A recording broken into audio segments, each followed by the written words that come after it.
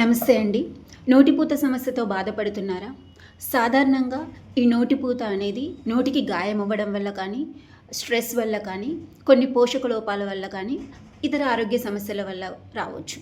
సాధారణంగా ఇవి 1-2 వారాల్లో తగ్గిపోతాయి. ఈ నోటిపూతకు మనం ఏం చేయొచ్చు? ఏం చిట్కాలు పాటించొచ్చు అంటే, నోటిని పరిశుభ్రంగా ఉంచుకోవాలి. దీనికి గోరువెచ్చని నీళ్ళలో, గ్లాస్ గోరువెచ్చని నీళ్ళల్లో అర టీ స్పూన్ సాల్ట్ వేసుకొని 2-3 టైమ్స్ పుక్కిలించాలి.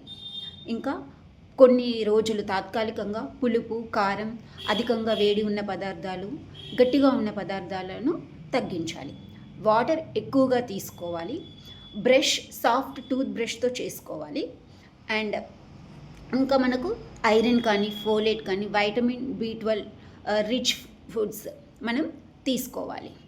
అండ్ ఈ నోటిపూత అనేది 2 వారాలకు మించి ఉన్నా, రక్తస్రావం అవుతున్నా, మింగడానికి ఇబ్బందిగా ఉన్నా మనం వెంటనే డాక్టర్ని సంప్రదించాలి. అండ్ హోమియోపతిలో కూడా మౌత్ అల్సర్స్కి వెల్ ఇండికేటెడ్ రెమెడీస్ ఉన్నాయి. హోమియోపతి డాక్టర్ని సంప్రదించండి. మీ నోటిపూతకు చెక్ పెట్టండి. Thank you.